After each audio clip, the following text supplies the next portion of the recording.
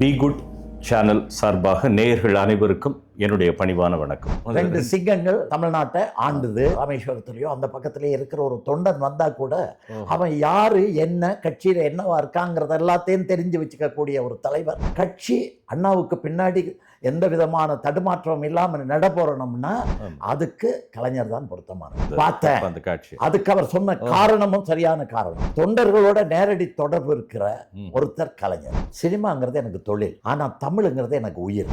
நீங்க ரைட்டர் ஆனீங்க, அதன் பிறகுதான் நீங்க ப்ரொடியூசர் ஆனீங்க, அதன் பிறகுதான் பல 350 படங்களுக்கு இந்தி எதிர்ப்பு போராட்டம். நான் மாணவர் தலைவரா நான் அதுல கலந்துக்கிறேன். ஜெயிலுக்கு போறேன் 3 நாள். நான் என் பதவியை ராஜினாமா பண்ண தயங்க மாட்டேன்.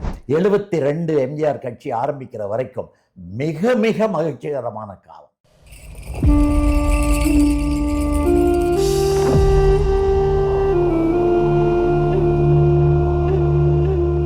ரெண்டு பேரும் 2 பில்லர்ஸ், அவ்வளவுதான். 2 சிங்கம், 2 சிங்கங்கள் தமிழ்நாட்டை ஆண்டுது. தமிழ்நாட்டை காவல் தெய்வங்களா இருந்துச்சு. தமிழர்களுக்கு பாதுகாப்பா இருந்துச்சு. தமிழன் கவலைப்படாம இத்தனை வருஷம் வாழ்ந்தான்னா இந்த 2 தலைவர்களை நம்பித்தான் அவன் பின்னாடி போய்கிட்டு இருந்தான். புதுசா வந்த தலைவர்களை பத்தி நம்ம பேசலாம், ஆனா அவங்க கிட்ட இருந்த குணம், குவாலிட்டி சார். கண்டிப்பா இந்த பேட்டியோட நோக்கமே அரசியலுக்கு அப்பாற்பட்டு என்னன்னா இதை பார்க்கணும், இந்த அடுத்த தலைமுறை தெரிஞ்சுக்கணும். இப்போ அந்த எப்படி அதை எம்ஜிஆர் அதை டேலண்ட்டை பிக் பண்றாரு. நீங்க இன்னொரு வார்த்தை கூட சொன்னீங்க, கடைக்கோடி தொண்டனுடைய பேரை கூட கலைஞர் சொல்லுவாரு நீங்க. ஆமா ஆமா. அப்போ அதுக்கு எவ்வளவு பெரிய ஈடுபாடு. அதுல ஒரு நிகழ்வு எனக்கு நல்லா ஞாபகம் இருக்கு. அண்ணா இறந்த பின்னாடி யார் முதல்வரா வரணுங்கிறதுல ஒரு சின்ன இது இருந்தது.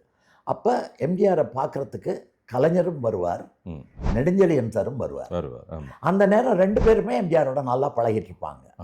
அது கொஞ்ச நாள் கழிச்சு அந்த தலைவர் தேர்தல் அன்னைக்கு காலையில் நான் பார்த்த காட்சி, ஒரு கொஞ்சம் எம்எல்ஏக்கள் எம்ஜிஆர் மேக்கப் ரூம் முன்னாடி வந்து நின்றுட்டு இருக்காங்க. அப்போ எம்ஜிஆர் உள்ள மேக்கப் போட்டுட்டு இருந்தவர் வெளியே வர்றாரு. எல்லாரும் என்னப்பா இன்னைக்கு எலெக்ஷனா அப்படின்னு கேட்குறாரு. ஆமாம் சொல்லுங்க என்ன, நாங்கள் என்ன பண்ணணும் அப்படின்னு. நான் எனக்கு புரியலை, இவர் என்ன சொல்ல போறாருங்கிறது எனக்கு தெரியாது. ஏன்னா 2 பேரும் வந்து அவரோட பழகிட்டு இருக்காங்க. நாவலரும் வர்றாரு, கலைஞரும் வர்றாரு. எம்ஜிஆர் சொன்னாரு, கடைக்கோடியில தூத்துக்குடியிலையோ திருநெல்வேலியிலையோ அந்த பக்கத்துலையோ குமரியிலையோ ராமேஸ்வரத்துலையோ அந்த பக்கத்துலேயே இருக்கிற ஒரு தொண்டன் வந்தா கூட அவன் பேரை சொல்லி கூப்பிட்டு, வாப்பா எப்படி இருக்க, உங்க அப்பா எப்படி இருக்காரு, உனக்கு ஒரு சித்தி இருந்தாங்களே, அண்ணன் இருந்தாங்களே, அப்படிதான் இப்படி அந்த குடும்ப நலனெல்லாம் விசாரிச்சு அவன் யாரு, என்ன கட்சியில என்னவா இருக்காங்கிறத எல்லாத்தையும் தெரிஞ்சு வச்சுக்கக்கூடிய ஒரு தலைவர் கலைஞர் தான். அதனால கட்சி அண்ணாவுக்கு பின்னாடி எந்த விதமான தடுமாற்றம் இல்லாம நட போறணும்னா அதுக்கு கலைஞர் தான் பொருத்தமானவர். அதனால கலைஞருக்கு ஓட்டு போடுங்க அப்படி சொன்னதை நான் பார்த்தேன். நீங்க பாத்தீங்க அந்த காட்சி. அதுக்கு அவர் சொன்ன காரணமும் சரியான காரணம். என்னன்னு கேட்டா, தொண்டர்களோட நேரடி தொடர்பு இருக்கிற ஒருத்தர் கலைஞர். நீங்க எப்படி பாத்தீங்க அந்த நேரத்துல? நீங்க எதுக்காக எம்ஜிஆரோட வேலை செய்துட்டு இருக்கேன். எம்ஜிஆரோட வேலை செய்துட்டு இருக்கேன். என்னுடைய காலகட்டம் 61 இருந்து காஞ்சிபுரத்தில் ஸ்டார்ட் பண்ணி 72 எம்ஜிஆர் கட்சி ஆரம்பிக்கிற வரைக்கும் மிக மிக மகிழ்ச்சிகரமான காலம். ஏஆர் மொழிசில் நான் தங்கி இருக்கும்போது கலைஞரும் வருவாரு, எல்லாரும் வருவாங்க அங்க. இந்த ஸ்டேட்மெண்ட் ரொம்ப ஆச்சரியமா இருக்கு சார். என்னன்னா இதுல ஒரு முக்கியமான குறிப்பு இருக்கு. அதன் பிறகுதான் நீங்க உங்களுடைய லைஃபே ஸ்டார்ட் ஆச்சு. அதன் பிறகுதான் நீங்க ரைட்டர் ஆனீங்க, அதன் பிறகுதான் நீங்க ப்ரொடியூசர் ஆனீங்க, அதன் பிறகுதான் பல 350 படங்களுக்கு. ஜென்ரலா யார் கேட்டாலும் என்ன சொல்லுவாங்க, என்னோட கோல்டன் பீரியட் எதுனா when I'm peak, தெலுங்குல இருக்கீங்க, ஹிந்திக்கு போறீங்க, இதுதான் பீக்குன்னுவாங்க. பட் நீங்க அதெல்லாம் விட்டுட்டு அதுக்கு முன்னாடி இருக்கக்கூடிய இதுன்னு சொல்றீங்க பாருங்க, அது ரொம்ப ஆச்சரியமா இருக்கு. அதுக்கான காரணம் என்னன்னா, சினிமாங்கிறது எனக்கு தொழில், ஆனா தமிழுங்கிறது எனக்கு உயிர். இந்த உயிர் திராவிட முன்னேற்ற கழகத்துல அண்ணா, கலைஞர், எம்ஜிஆர் இப்படித்தான் இருந்துச்சு. அவங்களோட பழகிறது எனக்கு பெரிய பாக்கியமா நான் நினைச்சேன். அந்த சின்ன வயசுல அப்படியான ஒரு பாக்கியம் யாருக்குமே கிடைக்காது. எஸ்.எஸ். தென்னரசு என்னை எல்லாருக்கும் அறிமுகப்படுத்துறாரு. நான் படிச்சுட்டு இருக்கும்போது ஹிந்தி எதிர்ப்பு போராட்டம். நான் மாணவர் தலைவரா நான் அதுல கலந்துக்கிறேன். ஜெயிலுக்கு போறேன் 3 நாள். இதெல்லாம் நான் சொல்லல உங்களுக்கு. என்ன காரணம்? இதெல்லாம் முக்கியம் இல்ல, எனக்கு முக்கியம் இல்ல. நான் விரும்பின, நான் நேசிச்ச, நான் கண்ணால பார்த்து நான் கற்றுக்கொள்ள வேண்டும் என்று நினைச்ச தலைவர்கள் எல்லாரும் என் பக்கத்துல இருக்காங்க. ஓகே. அந்த பீரியட் ஒற்றுமையான பீரியட் சார், ஒற்றுமையான திமுக. திமுக. ஆமா. அந்த திமுகவை நான் நேசிச்சேன். நேசிச்சீங்க. ஆஹா. அந்த திமுக தலைவர்களை நான் வந்து கடவுளா நினைச்சேன். ஓஹோ. அவங்கள பார்க்கறது, தொட்டு பார்க்கறது, அவங்க பேச்சை கேட்கறதெல்லாம் எனக்கு அவ்வளவு ஆனந்தமா இருக்கும். ஓஹோ. ஓ. அதனால தான் நான் சொல்றேன், ஆ. அந்த பீரியட் தான் என்னுடைய பெஸ்ட் பீரியட்.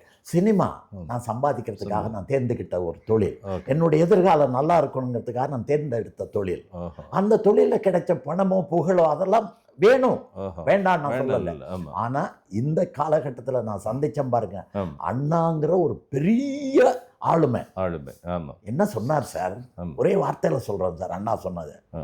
உங்கள் வாழ்க்கையை நீங்கள் தமிழர்களை எங்கேயும் போய் தேடாதீர்கள், உங்கள் மொழிக்குள் உங்களுக்கான வாழ்க்கை இருக்கிறது. இருக்கு. அற்புதம். அற்புதம். அதை மட்டும் ஃபாலோ பண்ணுங்க. அதான் கடைசி அவர் எழுதின பொங்கல் மலர்ல எழுதின கடைசி கட்டுரை. கட்டுரை. ஆமா. அந்த கட்டுரையில் இதை சொல்றார், நீங்க எங்கேயும் போய் தேடாதீங்க, ஆமா. அது இருக்கு. அதை வளர்த்தாரு. ஆமா. அதை வளர்க்கும் போது உறுதுணையா இருந்த முக்கியமான ஆளுங்க 2 சாரதிகள் அண்ணாவுடைய சேரியட்டை ஓட்டினாங்க. ஆமா. அந்த 2 சாரதிகள், ஒன்று கலைஞர், இன்னொன்று எம்ஜிஆர். உண்மை. நீங்க சொல்றது வந்து மிகப்பெரிய வரலாற்று பதிவு இது. ஏன்னா 2 கலைஞர்கள், நம்ம இருவரும் தலைவர்களை பத்தி பேசிக்கிட்டு இருக்கோம். ஆனால் அதற்கு மேல அண்ணான்றது நீங்க சொல்றீங்க, அதுதான் உண்மை. அதன் பிறகுதான் இது. இப்ப நம்ம டாபிக் கலைஞரும் எம்ஜிஆரும் இருக்கிறதுனால நம்ம இதுல இருக்கோம். ஏன்னா அது பேசினா, ஏன்னா என் தந்தையாரும் ஒரு 3 வருஷம் அங்கேயே இருந்திருக்காரு. 3 வருஷம் அண்ணா பேரறிஞர் அண்ணாவோட இருந்து வந்ததுனால பல சம்பவங்கள் சொல்லியிருக்காரு. அதுல ஒன்னே ஒன்று சொல்லுவார், அதாவது கலையை ஒரு ஆயுதமாக எடுத்தார் காங்கிரஸ். அந்த நேரத்துல காங்கிரஸ் வீழ்த்துறதுக்கு வேற என்ன, பாமரர்கள்ட்ட போக அந்த கலை, அந்த ஸ்வாட் 2 பேர் கையிலையும் கொடுத்துட்டாரு. அதை ஒன்று சொல்லட்டா? இது முக்கியமா சொல்ல வேண்டிய விஷயம், அதை சொல்றேன். சொல்லுங்க. அதாவது அண்ணாவுடைய காலத்துக்கு முன்னாடி இந்த கலைத்தொழிலில் இருக்கிறவங்க அத்தனை பேரையும் கூத்தாடிங்கன்னு தான் கூப்பிடுவாங்க. ஆனா இந்த கூத்தாடிங்களை பொது வாழ்க்கைக்கும் பொது வாழ்க்கையில இருந்தவங்களை கலை உலகத்துக்கும் கொண்ட மாபெரும் இது அண்ணாவை சாரும். அப்பதான் அண்ணா இந்த கூத்தாடிகள்ங்கிற பேரை கலைஞர்கள்னு மாத்தினார். இந்த இவங்க கலைஞர்கள் ஆனதே அண்ணாவுடைய இதாலதான். அப்ப KR. Ramasamy, TV. Narayanasamy, SS. Rajendran இவங்கெல்லாம் அவரோட கூடவே இருக்கிற காலங்கள். அப்பதான் அவர் இந்த இதை கொண்டு வர்றாரு. இதை அப்படியே உள்வாங்கிக்கிட்டு கலைஞர் அந்த கலைஞர்களுக்கு அவ்வளவு நல்லது செய்தார். தமிழ்ல நீ பேர் வச்சா உனக்கு சலுகை, படத்துக்கு பேர் வச்சா. அதே மாதிரி ஒரு படம் ஒரு நல்ல கருத்தை சொன்னா 7 லட்சம் ரூபாய் இது. அப்படியெல்லாம் கலைஞர் கொண்டு வந்தார் அந்த கலை உலகத்துக்கு. அண்ணா எதை தொட்டு விட்டாரோ அதை தொடர்ந்து கொண்டு அந்த கலைஞர்களுக்கு வாழ்வு கொடுத்து தான் இன்னைக்கு எனக்கு பையனூர்ல ஒரு 100 ஏக்கர் கலைஞர் கொடுத்து பையனூர் வீடு கட்டுற திட்டம், ஸ்டூடியோ திட்டம், தயாரிப்பாளர்களுக்கு எல்லாருக்கும் அந்த அது வந்தது கலைஞர் வழியா தான். அது நீங்க இருக்கும்போது தான். அப்ப நீங்க என்ன போஸ்ட்ல இருந்தீங்க? நான் வந்து பெப்சி தலைவராக இருந்தேன். அகில இந்திய திரைப்பட தொழிலாளர் சம்மேளனத்தினுடைய ஜெனரல் செக்ரட்டரியா இருந்தேன். இது ஒரு 3 வருஷம், அது ஒரு 3 வருஷம். அந்த பீரியட்ல நான் ஜெயிச்ச உடனே கலைஞரை பார்க்க போனேன். பார்க்க போகும்போதே, உள்ள நுழையும் போதே கலைஞர் சொன்ன வார்த்தை அபரிமிதமான வெற்றி குஹா அப்படின்னாரு. ஏன்னா அதுக்கு முன்னாடி வரைக்கும் பெப்சி வந்து வேற வேற இதெல்லாம் இருந்துச்சு. நான் போனதுக்கு அப்புறம் அது வேற மாதிரி வந்துச்சு. அதனால அந்த நேரம் நம்ம வந்து நல்ல நேரம். அந்த நேரத்துல நாம தயாரிப்பாளர் சங்கத்திலையும் இருந்த ராமநாராயணனை அங்க தலைவராக்குறதுல நானும் ஒரு சின்ன அணில் மாதிரி இது பண்ணேன். நாங்க 2 பேருமே சேர்ந்து பண்ணினதுனால தான் இந்த நிறைய விஷயங்கள் கலை உலகத்துக்கு வந்துச்சு. அது வந்து கலைஞர் தன்னை ஒரு கலைஞராகவே காட்டிக்கொண்டார். எம்ஜிஆர் தன்னை ஒரு கலைஞராகவே காட்டிக்கொண்டார். ஆனா 2 பேரும் ஒரு விஷயத்த செய்தாங்க. என்ன தெரியுமா? நம்ம காலத்துல கலை உலகத்துல இந்த அரசியலை நுழைக்க வேண்டாம் அப்படின்னு 2 பேருமே முடிவெடுத்திருந்தாங்க. சோ அவங்க இருந்த காலகட்டத்துல கலை உலகத்துல பிளவு கிடையாது. அதுக்கு பின்னாடிதான் அதுல கொஞ்சம் கொஞ்சம் அப்படி அரசியல் உள்ள நுழைஞ்சது. இப்ப இருவரும் தலைவர்களோடையும் பழகி இருக்கீங்க. இப்ப யாராவது உங்களை அரசியலுக்கு வாங்க அப்படின்னு யாராவது கூப்பிட்டு இருக்காங்களா? எம்ஜிஆரோ அல்லது கலைஞர்? இல்ல சார், ஆரம்பத்திலேயே அண்ணா அரசியலுக்கு போனால் நல்லா இருக்கும்ங்கிறது எனக்கு சொல்லியிருக்காரு. ஆனால் நான் எனக்கு இஷ்டம் இல்லை. ஏன் இஷ்டம் இல்லைன்னா, எங்கள் அப்பா வந்து நகரமன்ற தலைவராக இருந்து மேயராக இருந்தெல்லாம் வந்தவர். அந்த அப்போ அவர் கம்யூனிஸ்டாக இருந்தார். முதல்ல காங்கிரஸில் இருந்தார், அதுக்கப்புறம் கம்யூனிஸ்ட் கட்சியில் வந்து அந்த மாதிரி பல தலைவராலாம் வந்தார். உங்கள் ஃபாதரோட நேம்? செல்லையா. செல்லையா. விஸ்வலிங்கம் செல்லையா. செல்லையா மாஸ்டர்னு கூப்பிடுவார். ஆமாம், மாஸ்டர்னு கூப்பிடுறது என்ன? வாத்தியார். ஹெட் மாஸ்டராக இருந்தார். அப்புறம் ஒரு பிரின்சிபலாக வந்தார். அவர் நகரமன்ற தலைவராக வந்தார். அப்போ நடந்த அதுகளெல்லாம் பார்த்தேன். எனக்கு அதில் பெரிய ஆர்வம் இருக்கல்ல, அரசியலில் எனக்கு ஆர்வம் இருக்கல்ல. அதனால தான் எம்ஜிஆர் கேட்டபோது கூட எனக்கு ஆர்வம் இல்லை. என்னோட படித்தவங்கெல்லாம் யாருன்னு நீங்கள் கேட்டால் ஆச்சரியப்படுவீங்க. துரைமுருகன், காளிமுத்து, காளிமுத்து அப்போ அங்கே படிச்சுட்டு இருந்தார். வைகோ அவர் அங்கே படிச்சுட்டு இருந்தார். இங்கே வந்து மிசா கணேசன், தாத்தையா, தமிழ்குடி இவங்க எல்லாரும் நாங்கள் அந்த ஹிந்தி போராட்ட டைமில் நாங்கள் எல்லாரும் ஒன்றா இருந்தவங்க. நான் என்ன ஒருத்தனை தவிர மற்ற எல்லாருமே அரசியலில் இருக்காங்க. மாறன் சார் எல்லாருமே அரசியலில் இருக்காங்க. நான் ஒருத்தன் தான் அரசியலுக்கு வர விரும்பலை.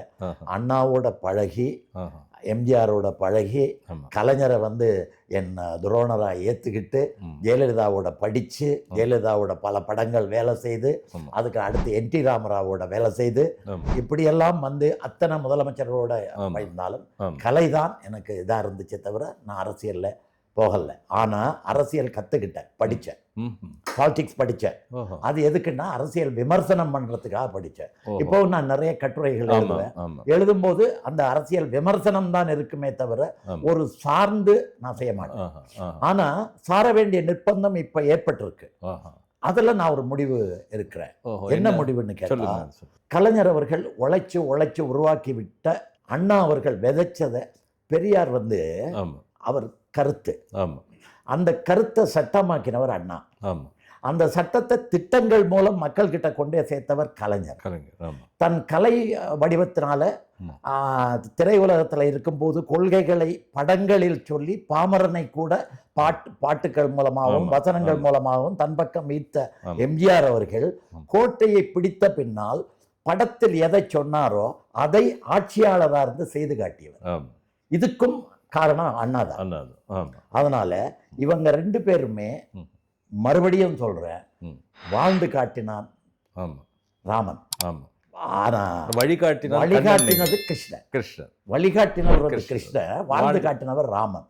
அது நமக்கு வேணுமோ வேண்டாமோ அது தெரியாது. இந்த ரெண்டு பேரும் தான் எம்ஜிஆரும் கலைஞரும். இதுல ஒரு நாள் ரஜினி ஒரு கூட்டத்தில் பேசும்போது பிரதம மந்திரியையும் அமித்ஷா அவங்களையும் பார்த்துட்டு சொன்னார்ல, இதில் அர்ஜுனன் யார், விஜயன், கிருஷ்ணன் யாருன்னு நான் சொல்ல விரும்பல, ஆனால் இந்த ரெண்டு பேரும் அப்படின்னு சொன்னார். ஆனால் நான் சொல்கிறேன், உண்மையாகவே பார்த்தா எம்ஜிஆரும் கலைஞரும் தான் கிருஷ்ணனும் அர்ஜுனனும். அப்படி ஒரு நட்பு. இவர் அவர் கையை தூக்கி விடுவார், அவர் இவரை தூக்கி விடுவார். இப்படித்தான் அவங்க ரெண்டு பேரும் ஆரம்ப கட்டமே அப்படிதானுங்க இருந்திருக்கு. அதாவது கலைஞர் எழுதினாதான் நான் நடிப்பேன் எம்ஜிஆர் சொன்ன காட்டம் இருந்திருக்கு. அதே மாதிரி இவர் பண்ணாதான் நான் பண்ணுவேன் அவர் சொல்லக்கூடிய கட்டமும் இருந்திருக்கு. அப்படிதானே ஒருத்தருக்கு ஒருத்தர். ஒரு படத்துல நான் படிச்சது தான், எனக்கு அதெல்லாம் தெரியாது. படிச்சதுல எம்ஜிஆர் அவர்களுக்கு இந்த இதுல தாடையில இப்படி ஒரு வெட்டு இருக்கும். அந்த வெட்டு இருக்கிறதுனால முகம் சரியா இல்லைன்னு சொல்லி அந்த எல்லிதார் டங்கருங்கிற டைரக்டர் இவரை வேண்டாம்னு சொல்லிட்டாராம். என்னடா இவரை வேண்டாம்னு சொல்லிட்டாங்களே ராஜகுமாரிக்குன்னு நினைக்கிறேன் அப்படின்னு சொல்லும்போது கலைஞர் தான் போய் சொன்னாராம், இதுல ஒரு ஒட்டுத்தாடி வச்சா அது மறைஞ்சு போயிடுமே, அதை வச்சா என்னன்னு சொன்னாராம். அந்த தாடி வைக்கப்பட்டது, அது சர்வாதிகாரி படத்திலும் இருந்தது. இந்த வெட்டுக்காக வச்சுக்குவாரு. அடிமை பெண்ல பாத்தீங்கன்னா கூட அதுல கூட அந்த தாடி வச்சுக்குவாரு. இந்த வெட்டு தெரியாம இருக்கும். அது ஆக்சுவலி டிம்பிள்னு சொல்லுவாங்களே. இல்ல, அது வந்து இங்க வந்தா டிம்பிள், இது வந்து டிம்பிள் இல்ல, இயற்கையாவே அவருக்கு இருந்துச்சு. ஆனா அந்த மலைக்கல்லன்ல அதுல எல்லாம் அது தெரியல. ராஜகுமாரியில ஆள் கொஞ்சம் ஒல்லியா இருந்ததுனால அது தெரிஞ்சிருக்குன்னு நான் நினைக்கிறேன். ஏன்னா பேரழகன். அதனால இது அந்த நேரம் அது நடந்திருக்கு. கலைஞர் இதை சொல்லி இது பண்ணியிருக்காரு. இன்னொரு சின்ன இன்சிடென்ட் சொல்றேன். சட்டசபையில் ஒரு நிகழ்வு நடந்தது. ஒரு அமைச்சர் கலைஞர் ஏதோ பேசிக்கிட்டு இருக்கும்போது பேப்பர் வெயிட்டை தூக்கிட்டார் கையில், எம்ஜிஆரோட அமைச்சர். அன்னைக்கு சாயந்தரம் பாம் குரூவ் ஹோட்டலில் பொதுக்குழு எம்ஜிஆர் கூட்டிட்டார். அன்னைக்கே அந்த பொதுக்குழுவில் நான் பார்த்துட்டு இருந்தேன், அதனால சொல்கிறேன்.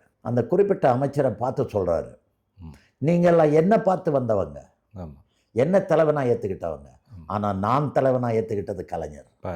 அதனால் சட்டசபையில் நீங்கள் நடந்த மாதிரி இன்னொரு தடவை நடந்தா நான் என் பதவியை ராஜினாமா பண்ண தயங்க மாட்டேன் அப்படி சொன்னார். இந்த காதலை கேட்டேன் நான். என் பக்கத்தில் நின்றுட்டு இருந்தது மாடக்குளம் தர்மலிங்கம், அவர் தான் என்னை கூட்டிட்டு போயிருந்தார். அப்போ நீங்கள் அந்த சினிமாக்காக போயிருந்திருக்கீங்க? இல்லை, நான் எம்ஜிஆர் எங்கே இருந்தாலும் போவேன், பார்க்க ஓஹோ. போவேன். ஓ, அதான் கேட்குறேன். இந்த ஆமா. சம்பவம் தான். ஏன்னா பாருங்க. இப்ப நீங்க குறிப்பிட்ட ஆமா. சம்பவம் ஆமா. முக்கியமான ஆமா. சம்பவங்கள் போதெல்லாம் ஆமா. நீங்க வந்து தெரிஞ்சுக்கிட்டதில்ல. நீங்க இருந்து பார்த்தது. பார்த்தது. அந்த அரிசி மத்தியானத்துக்கு கொடுக்கலன்னு முதலமைச்சரா உண்ணாவிரதம் இருந்தார் ஆமா. பீச்சில். ஆமா. அப்புறம் ஒரு மாலையை வாங்கிட்டு நேராக போயிட்டேன். ஆஹா. போக உடனே அவங்கெல்லாம் அவர்கிட்ட சொல்ல வேண்டிய அவசியம் இல்லை, அவர்கிட்ட சொல்ல வேண்டிய அவசியம் இல்லைன்னு கேபிஆர் அவங்கெல்லாம் பேசுகிறாங்க. நான் மேடை ஏறும்போது ஆஹா. என்ன பேசுகிறாங்கன்னு எனக்கு தெரியும். என்னென்னா எம்ஜிஆர் வந்து ஜமக்காலத்தில் தான் உட்கார்ந்துருக்காரு, மாதவன் பக்கத்தில் உட்கார்ந்துருக்காரு. நான் மாலையை கழுத்தில் போடக்கூடாது ஓஹோ. உண்ணாவிரதம் இருக்கும்போது, அது கையில் தான் கொடுக்கணும். ஆஹா. இது இது எனக்கு தெரியாதுன்னு நினச்சி இவங்க பேசிகிட்டு இருக்காங்க. நான் போன உடனே அதை கையில் கொடுத்தேன். அப்படி வாங்கி பக்கத்தில் கொடுத்துட்டு நான் இப்படி நின்று இப்படி குனிஞ்சு இப்படி தான் கொடுக்குறேன். அவர் தரையில் உட்கார்ந்துருந்தவர் அப்படி தோளில் கையை போட்டு இப்படி கழுத்தில் அப்படி போட்டு இழுத்தார். ஓஹோ. இழுத்து காதுக்குள்ள ஒரு 4 வார்த்தை சொன்னார். எனக்கு பயமாகி போச்சு சார். என்ன வார்த்தைகள்? அது சொல்லக்கூடாது, ஓஹோ. சொல்ல முடியாது. முடியாது. என் தனிப்பட்ட வாழ்க்கையை பற்றின ஓஹோ. ஓஹோ. ஓஹோ. நான் வீட்டுக்கு வந்து யோசனை பண்ணி பார்க்குறேன். ஏன் இவர் சொன்னார், ஆஹா. அப்புறம் தவறு செய்துட்டேன்னா ஆஹா. அப்படியெல்லாம் யோசனை பண்ணிட்டு கொஞ்ச நாள் கழித்து போய் ஆஹா. நின்னேன். ம். என்ன இல்லை, அன்னைக்கு சொன்னதனுடைய அர்த்தம் புரியலை, நான் கேள்விப்பட்டதை சொன்னேன், அப்படி ஒரு நிலைமை கிடையாது. ஆஹா. நான் 2வது திருமணம் பண்ண போறேன்னு யாரும் சொல்லியிருக்காங்க. ஓ, அதுதான். அப்புறம் சொல்லிட்டீங்களே விஷயம். அதான் விஷயம். இப்போ அது ஐயா, இது கூட கடந்து போக முடியாத விஷயம். அதாவது அவரோட ஸ்தானம் வேறு. எப்படி இருந்தாலும் நீங்களாம் வளர்ந்துக்கிட்டு இருக்கீங்க. அப்போ தனிப்பட்ட வாழ்க்கை அதுல தவறு வரக்கூடாதுன்றத அப்போ கூப்பிட்டு அது வேற ஒரு சபை அப்போ கூப்பிட்டு கண்டிக்கிறாரு. டேக்கிங் கேர் ஆஃப்ன்றது எவ்வளவு பெரிய விஷயம். அது அப்படி இல்லை சார்.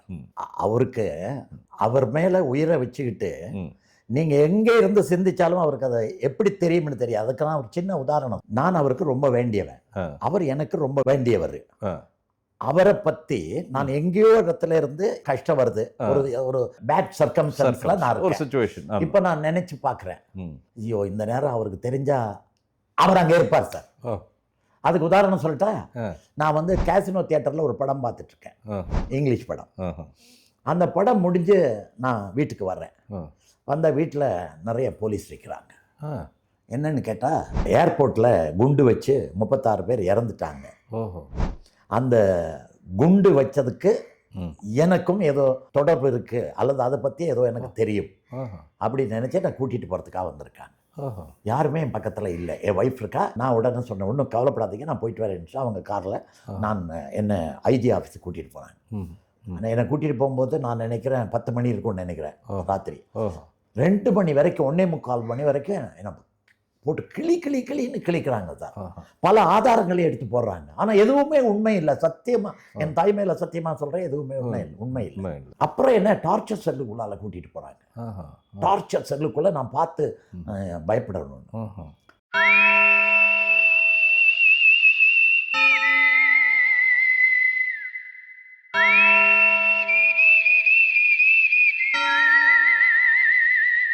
இந்த பி குட் சேனலில் நல்ல விஷயம்ன்றதுனால நீங்கள் எல்லாருக்கும் போய் சேர்ற மாதிரி நல்ல எல்லாருக்கும் ஷேர் பண்ணணும்னு உங்களை பணியும்பா கேட்டுக்கொள்கின்றேன்.